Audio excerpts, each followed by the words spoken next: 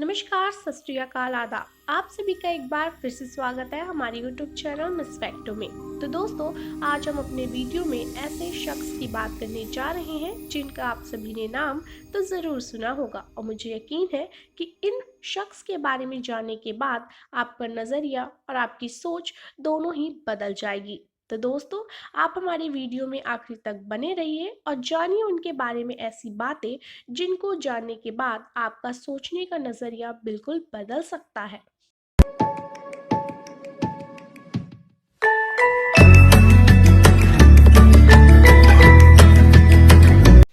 Germany में पैदा हुए साइंटिस्ट और इन्वेंटर जिन्होंने थ्योरी ऑफ रिलेटिविटी सापेक्षता सिद्धांत को इन्वेंट किया और जिनके नाम को प्रतिभाशाली जीनियस का पर्यायवाची भी माना जाता है। जी हाँ दोस्तों, आज हम बात करने जा रहे हैं एल्बर्ट आइंस्टाइन जी के बारे में।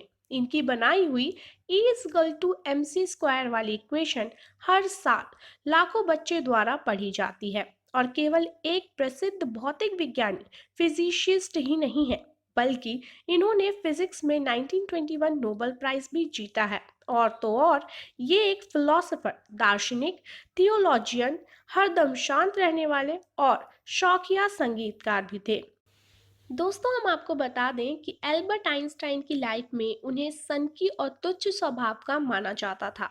अपने विपरीत व्यक्तित्व वाले लक्षणों से उन्होंने हाफ माइंडेड प्रोफेसर और पागल वैज्ञानिक की प्रतिष्ठा प्रदान की थी। लेकिन क्या सच में एल्बर्ट आइंस्टाइन ऐसे ही थे, या ऐसे असाधारण आदमी के बारे में हम विपरीत ही जानेंगे? तो चलिए इनकी लाइफ के बारे में और ज्यादा जानते हैं, जो आपको स्कूल की साइंस क्लासेस में भी नहीं बताया गया होगा।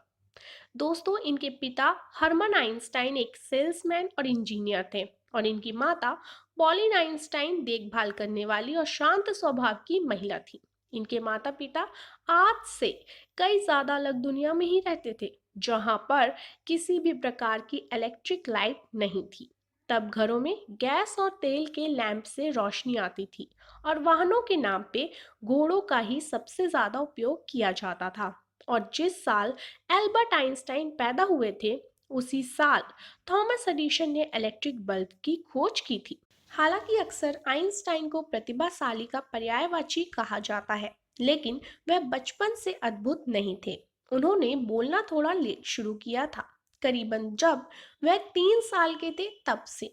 डॉक्टर ने उनके माता पिता को कहा था कि उनको विकास संबंधित समस्याएं हैं। बाद में आइंस्टाइन ने खुद कहा था कि वह पूरा वाक्य अपने दिमाग में सोच लेते थे, लेकिन उसे बोल नहीं पाते थे। एल्बर्ट जब 5 साल के हुए, तब उन्होंने Peter school, Catholic elementary school में जाना शुरू किया। एक विद्यार्थी के रूप में आइंस्टाइन ने ज्यादा उल्लेखनीय परिणाम नहीं दिखाए।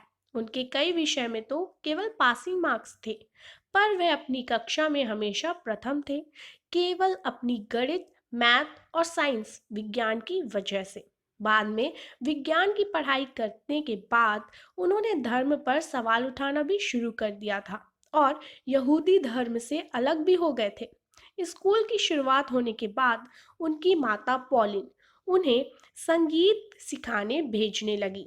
तभी एल्बर्ट ने वायलिन और पियानो बजाना भी सीखा। फिर 1888 में उन्होंने ल्यूटपॉट जिम्नेशियम में दाखिला लिया, जिस स्कूल को आज एल्बर्ट आइंस्टाइन जिम्नेशियम के नाम से भी जाना जाता है।